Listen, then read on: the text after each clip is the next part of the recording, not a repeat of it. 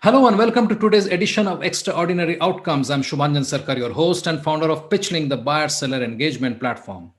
We continue our series of conversations with authors who wrote seminal books on sales that helps us understand the buyer better. Today, we speak with Melissa Madian, founder and chief fabulous officer at TMM Enablement Services Incorporated, about her book, Enabler, I Hardly Know Her. She was one of the first people to pioneer the sales enablement role and has spent the past 25 years perfecting the sales experience for revenue generating teams. Melissa was also one of LinkedIn's 15 top sales influencers to follow in 2020 and ranked 10th in the 35 plus most influential women leading B2B marketing technology. Meet Melissa Madian. Melissa, I'm delighted to have you back so soon after our last discussion. Thank you for It's making great to time. be back. It's great to be back. Thank you. We are talking about your book, Enabler. I hardly know her. How do I make the sales experience? The first question is there is no dearth of sales books, right? We literally produce a couple of hundred books every year. Yep. What made you decide to do this one? Yeah. It's interesting because I've been thinking about writing a book for a while, and I write a lot of content on LinkedIn, articles, blog posts, and stuff. And then I thought, it was actually I was out for drinks probably about I guess it'd be 2 years ago now with a friend of mine, and he said, you really should write a sales enablement book for dummies. That's basically what he said. You should write a sales enablement book for dummies because a lot of people don't know what sales enablement is, how it relates to them, what is the sales experience. So that's always been rattling around in the back of my brain. And and I had started writing, but then when the pandemic hit and I had suddenly all of this time on my hands, I thought, you know what, I'm gonna write it now. That's what I'm gonna do. And so it's basically a sales enablement book for dummies. Did you feel that there was not enough information out there for people to understand what sales enablement is? Did you feel that despite the internet, despite someone like you writing about it, the Sales Enablement Society putting out a lot of content out there and so on, it actually was necessary to put it together in a format? What made you think that? Yeah, no, that's a great question because there are lots of books out there about sales enablement. There's lots of content that's out there from the various different sales enablement groups. For me, it was a combination of hearing from some folks saying, there's lots of sales enablement materials out there, but it's complicated. It just sort of assumes that you know what enablement is and you know what the sales experience is all about. And I kind of took it from the angle of, I just want to write a good book. I've always been a writer. I've been a writer since I was a kid. So I just wanted to write a good, entertaining, pour a glass of wine and consume it kind of book that just happened to talk about the importance of a really great sales experience. And actually, the book itself isn't specific to just sales enablement. It also talks about just how do you create a really great experience for your buyers across the entire customer journey. So it talks a little bit about revenue enablement and enabling customer experience. So for me, it was like I just wanted to take a different lens. It's not a highly analytical book. It's not a really in-depth analysis on research. It's just it's like a nice snack. It's a snacking book. It's if you just want to learn a little bit about what a sales enablement is and how to make a great sales experience, and you want to have a good time and laugh a little bit, that's what the book's all about. No, that makes complete sense to me because we see this entire category of micro learning, right? Which is about snackable bits of learning. And Mm-hmm. I can pretty much see your thought. People say that nobody watches a video which is more than 2 minutes long and so on. Right. They're not absolutely right, but I totally get it that when you talk of a book's format or the inspiration being snackable, that I think Mm-hmm. is very sort of communicative. I think that sort of straight away takes you to what you're trying to do. Wonderful. Yep. So this friend of yours said write a book, and you wanted to write a book. So you decided pandemic, I'm not going out. I'm saving 4 hours a day from traveling. So let me get going on the book. What happened next? So then I put together a structure. So actually first, even before the structure, I thought, what do I want to talk about in this book? What do I want this book to be? Do I want it to be a story? Do I want it to be more of an in-depth analysis of what sales experience and what sales enablement is? What do I want this book to be? What do I want people to take away from this book? And once I had established that, I said, all right, if I want this book to be just a funny look at sales and enablement and a combination of my experiences in the industry, because I've been in it for so long, and but also a bit informative, then how do I want to structure it? How do I want the flow to be for the person reading it? Where do I want to start? What steps do I want to take along the way? And then where do I ultimately want them to end so they feel like they've consumed a useful story throughout the book? And so once I had sort of laid out those key points, then I just sat down and started writing. So it was, first day, I said, all right, I'm going to focus in on what is sales enablement. Then I'm going to write that chapter. And then once I'm done that, then I'm going to get to the next stage and the next stage and the next stage. So like every day I would write a little bit. My goal was try and write a chapter every day. That didn't always work because, life gets in the way. But setting that goal for myself, just sitting down, and some days just the writing wouldn't come, and some days the writing would flow like crazy. So just by doing that, I was able to piece the whole thing together. And then there's a lot of revision work, and then adding. I found it surprising how many words go into a book. So once I had finished writing everything, it was like, oh, this isn't big enough. I need to write more. And so pulling things, I probably should write about this. I should probably write about this. I had my husband, who's a writer and a screenwriter, I had him read it, and he's not familiar with the industry at all. So he said, hey, you could elaborate more on this topic. You could elaborate more on this. I found this really interesting, but you didn't talk about it enough. So then I went through and did many more revisions until I finally had a book I was happy with. Wonderful. So were you, apart from your husband reading it, was there anybody else you were sending this to for reading it and giving you feedback? Yep, I had a couple of folks who are in the industry read it just to see how they liked it. I had a professional editor read it, so somebody who professionally edits books for a living, fictional books for a living, had her read it and provide her spin on it too. Because my positioning was, I tried to give it to as many people who are not in the industry as possible to provide my feedback, because that's the feeling I wanted for the book. I wanted anyone who just wanted to read, learn a little something, and just have a good time. I wanted them to experience that. So I tried to give it to a couple folks who are in the industry, but mostly I tried to give it to folks who had no idea what the industry was all about and just was interested in reading a good book. Right. So when you did the first draft and you said it's not enough, how many words had you written? I think I had written like 25,000 or something like that. Okay. Like not a lot. And I was like, ooh, I need a lot more than this because this is barely 50 pages or so. Right. So I had to go back. And my husband actually was very helpful because he's like, here are places, because, when you write it, I know all the material. So to me, it's like, well, this just makes sense. When someone who doesn't know anything about the topic reads it, he's like, well, you could have elaborated a lot more on this. This was interesting. This topic, say, kickoffs. Kickoffs was really interesting, and you sort of stopped short. Elaborate on that more. So once I had that kind of lens on it, it was a lot easier to realize, I could make this 40,000 words instead of 20,000 words. So how much did it end up being at the end? I think it ended up being about 35,000 words. Yeah. Okay. How much of your existing blogs and written articles did you draw upon while you were structuring and writing the book? Yeah, I'd say like there's a good maybe 20% is stuff that I had written on in the past and realized, I wrote this really good article. I'll just pull from that and modify it and put it into the book.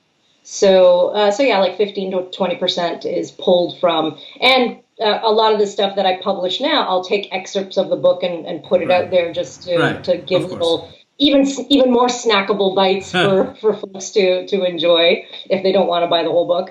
Right.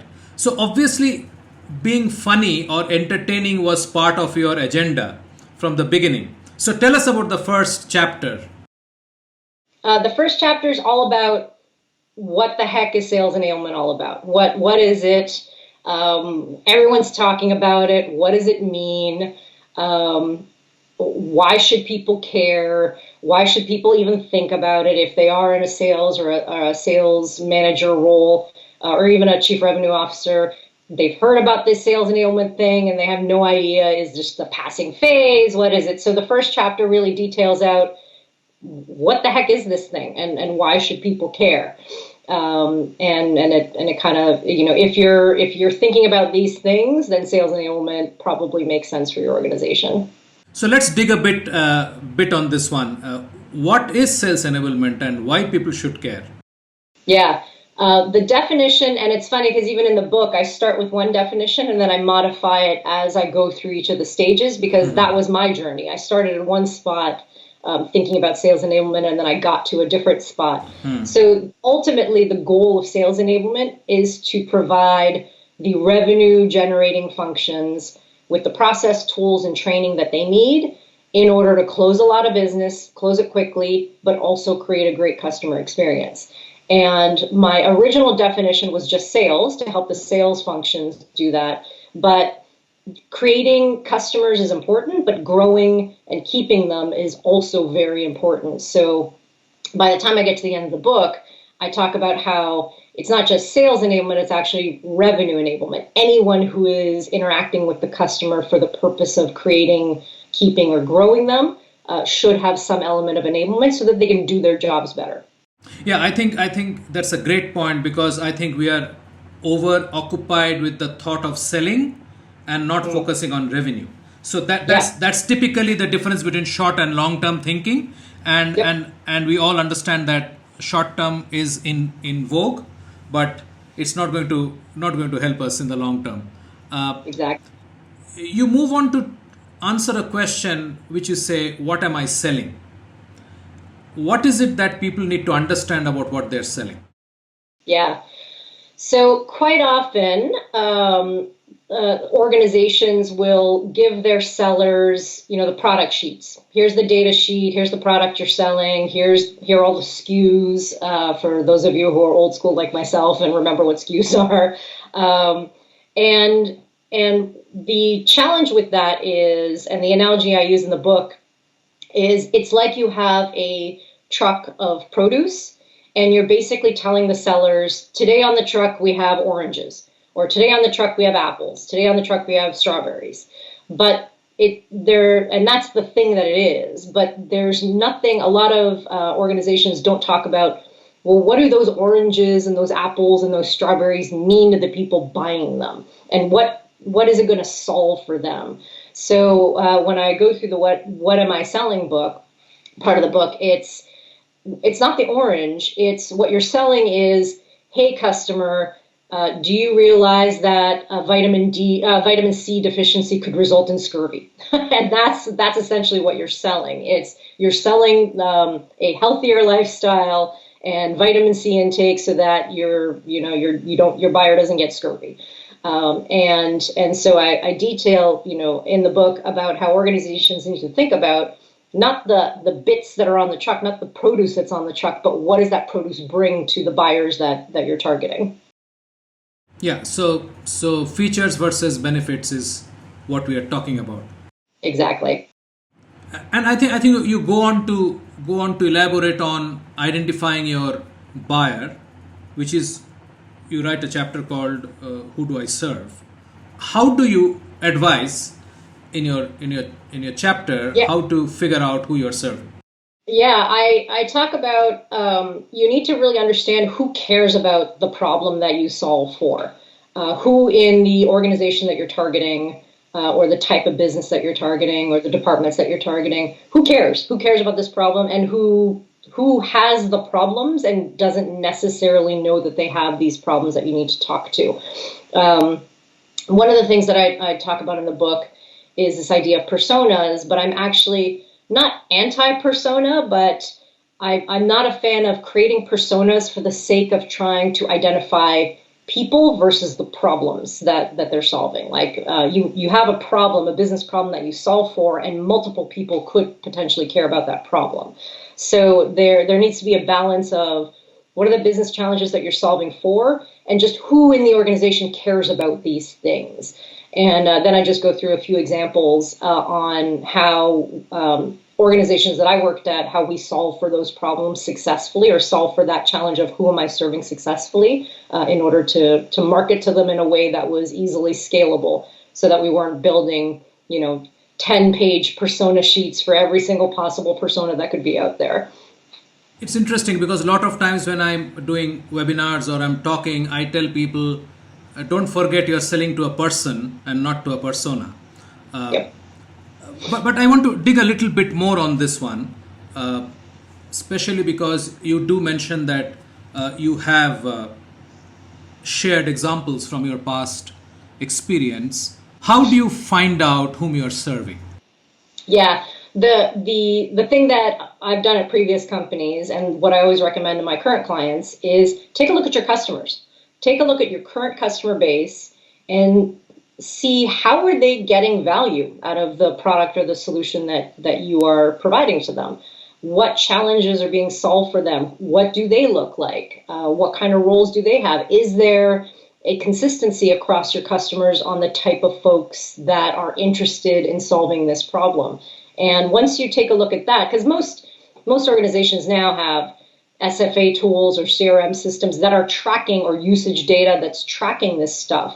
It's not that hard to actually take a look at the data and see, is there some sort of pattern of user behavior that you can then extrapolate and determine, oh, this is the type of person, this is the type of role that's getting a lot of value out of our solution. Let's actually spend a lot of time and focus on developing out our messaging for that role. Would you like to recount any example from your book that you would have written about? Sure. So back when I was at a company called Eloqua, a marketing automation software company that has since been purchased by Oracle, we did just that. We actually took a look at all of our usage data and said, okay, we're right now, at the time, we're selling very evangelically. Let's sell the big vision of marketing automation and how people can benefit. And competitors were coming in. And so what we said was, okay, instead of this evangelical sale, let's actually take a look at the data and see, why do people buy us? Why do people use us? What are the reasons, the business challenges that we're solving for? And as an organization, when we took a look at that data, we were able to distill it down to about 6 use cases why people bought from us. And as a collective organization, our marketing, our sales, our customer success organization started to just focus in, instead of selling evangelically and selling the big vision, we started to focus in on these use cases depending upon who we were talking to. And that had a huge impact on how we competitively went to market. Absolutely. And Eloqua was a great company. It literally kickstarted the marketing automation industry. So great to know that you were there as part of their journey. How long were you there? Oh, yeah. Were you there till the time of takeover? I was employee 43 and stayed right through to acquisition, and about a year and a half after acquisition. Wow. So that's another It was story, a fun another ride. session we have to do. Okay. Yeah, it was a fun ride. I will tell, and great people, hands Yeah. down, one of the best group of individuals, executives that I've ever worked with, and many of whom are still good friends today, which is a testament to, because this is many years later, a testament to the quality of the culture of the organization. Right. Let's move to this chapter about how do we solve this problem called SDR. How do we solve this? Yeah. I think you and I talked a little bit about this in the previous chat, but my cut at it is, there seems to be this sort of cookie cutter of, I'm a software as a service organization, I need to have SDRs as part of my go-to-market strategy. The challenge is the persona of the SDR is hire a bunch of kids out of college, train them really quickly, and get them on the phones really quickly. And depending upon who you are trying to get interested in your product or service that may not necessarily work, because a lot of these kids have never done this before. So it's almost like a volume game versus a quality game. So, and then there's also on the SDR side, they're young kids right out of college. So they want to, there's this perception of I have to climb the corporate ladder really quickly and become a sales rep really quickly. So they're asking for raises and promotions 6 months into their tenure when they haven't really learned anything. So there's this weird, the entire function of the SDR is so interesting, because back when I was selling, which is 30 some years ago, I was my own SDR. I was a sales rep and my own SDR, and I had to go through the process of generating my own leads and selling to them and then closing the deal. And that doesn't exist anymore really in SaaS. So I sort of challenge the audience to think about, are you putting in an SDR organization just because that's what everybody else is doing? Or how are you thinking about your audience? And again, it goes back to the experience that your buyer has with you. Are you putting your buyer through a negative experience by having some kid who's never talked to a chief revenue officer, a chief marketing officer, a chief financial officer before, just to open the door to them and then just hand it off, which doesn't create a really great experience for your audience. So yeah, I challenge folks to think a little bit differently about the SDR role. What do you think should be the role? Should it exist or should it morph? I think it depends on the type of sale you have. It depends on the organization. It depends on the type of experience you want your buyer to have with you. I think it depends on, is it a volume, a numbers game for your selling? Is it more transactional, or is it a account based, trying to build a relationship kind of thing? My cut at it is, it shouldn't just be, hey, I'm starting up a sales organization and I need an SDR team because that's the way it's always been done. Just because that's the way it's always been done doesn't necessarily mean it's going to be the right way for your organization. So I'm going to give you the typical consultant answer, which is it depends. Okay, so let me dig a little more. No, quickly. Obviously, putting a young person to talk to a senior, if the decision making or the target group is a senior professional, I think that's disastrous. It's not going to yield anything. So obviously you can use SDRs for certain type of products where they're talking to sort of quote unquote equals. But if it is not, who should be actually opening the door? Is it the AE or the sales rep himself, or still there is, for example, a lot of this is today done by inside sales teams, right? Who are not typical SDRs. But some of them are capable of actually closing the deal, right? Yeah. So what, according to you, should be the kind of people who should be selling to the senior or slightly more matured buyer? Yeah, I think you need, again, I'm going to give you, it depends. If your target market are senior level folks who have been around the block for a while, just like you said, having a young kid who's fresh out of college, who's reading from a script, try and open those doors is not going to be effective. And it's not going to be effective because, again, I always tell people, think about the buyer. What are they going through? As a CFO, do I really want some kid calling me with a script? Doesn't matter you gotta have the best training for that kid. It's not going to resonate, and it's not going to make the kid feel good. Yeah. Like, it's not, if this is a new, fresh out of college, he or she is thinking, is this sales? This is terrible. Like, this is not the way I want to live my life. And that dissuades people from going into sales. So it should be almost a like for like. So if you've got, senior level folks, have your senior AEs and just have your AEs focus in on a certain set of accounts, like really quality accounts where they can have that interaction with the C-level person. And then you're creating a good experience for your buyer, and then it's more likely to move along through the pipeline faster. Right. I'll go to the penultimate chapter where you talk about nobody cares about you. And, I'm curious, I can sort of guess what this is about. I'm curious, why is it so late into the book and not sort of the opening? Because that seems like an idea which would have set the tone for the book and for sales enablement. Yeah. So the nobody cares about you part of the book, it's later on because it sort of follows my evolution of how I got to Ah, the sales experience and the customer experience being so important. So that part of the book talks about how so much of my selling experience was you talk about the product, the solution, and how, we're going to solve all your problems. And really fundamentally, I started to realize nobody cares. Nobody cares about me. Nobody cares about the solution I have. It's not about me. It's actually about the audience. It's about the buyer that is buying from me. And so I got to that a little later in my career. And now I tell clients almost right out of the gate, nobody cares about you. Figure out what this means to your buyer and what's in it for them. So that's the reasoning, and that's what I talk about in the chapter. How it took me a while to get to the point where it's actually not about me. It's about the person on the other end of the phone, the other end of the Zoom meeting, and them wanting to buy from you. tell me, what are the takeaways that you believe people will have when they read the book? Yeah. So if I were to say a main takeaway, first I want folks to have fun while reading it. So that's hands down. I want people to just have a really fun, enjoyable experience. I want them to laugh out loud. I want them to like relax when they're reading the book and not feel like it's a chore to read it. It's not a quote unquote business book.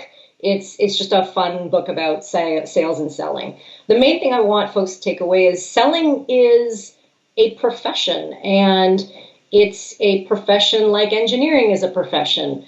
But people, the businesses, the industry isn't quite there yet in thinking about sales as a profession. So I want folks to take away that it actually is a profession, and there are some key things that you have to put into place in an organization, whether you have a sales enablement function or not. There are key things you have to put into place in order to get your organization thinking about revenue generation as a profession and not just a job, but having some fun along the way while you're doing it.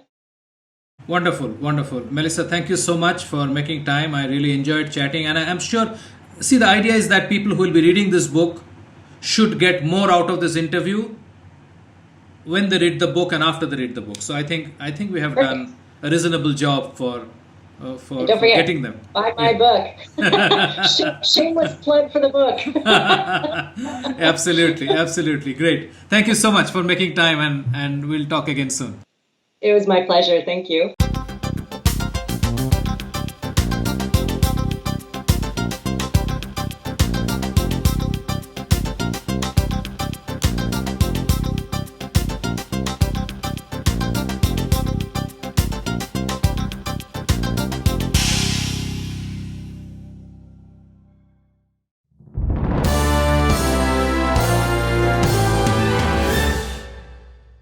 Our guest next week is Peter Cohen, the founder of The Second Derivative and Great Demo.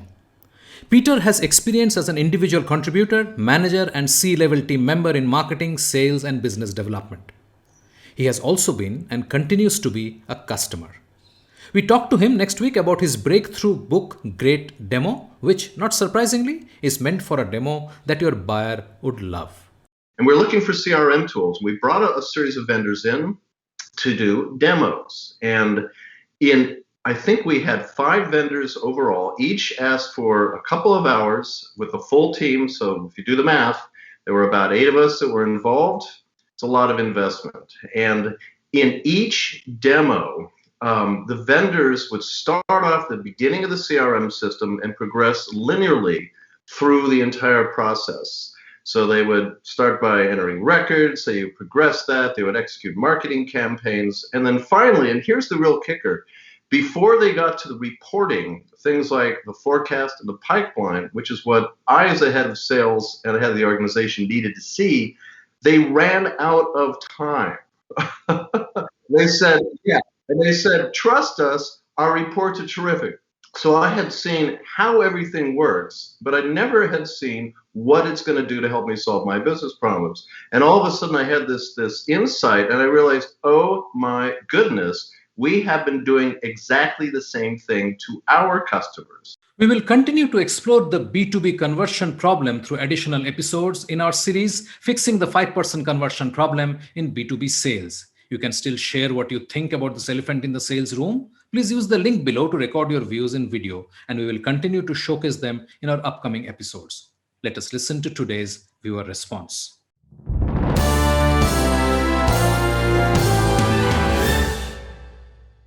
In my opinion, there are three characteristics which I can think about in B2B selling, which is leading to this problem. First being the honesty in which both parties are engaging on the process of selling and buying. The second being the position of the real decision makers who has the authority to write the check, uh, who coming at the tail end of the process, which can ruin the whole deal if I mean the reason they could give could be very lame. But they are coming at the end of the process. In the B2B sales generally takes 6 months to 12 months, and that's a huge loss of time and resources. The third being there is a lot of pressure within the sales organization, particularly downstream, to make the numbers. So there's a lot of desperacy on the hope uh, in the process which is used to quantify a lead, quantify an opportunity, which they have to throw some numbers out there. So they just throw the number, which doesn't really come out the way it's expected. So there's a lot of as we know, there's a lot of churn because of if the sales rep doesn't make the number, they're thrown out. So there is a lot of insecurity there for the job, which all can lead to this problem. Time to wrap up for today. Remember, you will soon have access to the complete interviews and transcripts in the series. Keep an eye out for the link in the EXO newsletter. And thank you for watching. Until next time, stay well and craft extraordinary outcomes.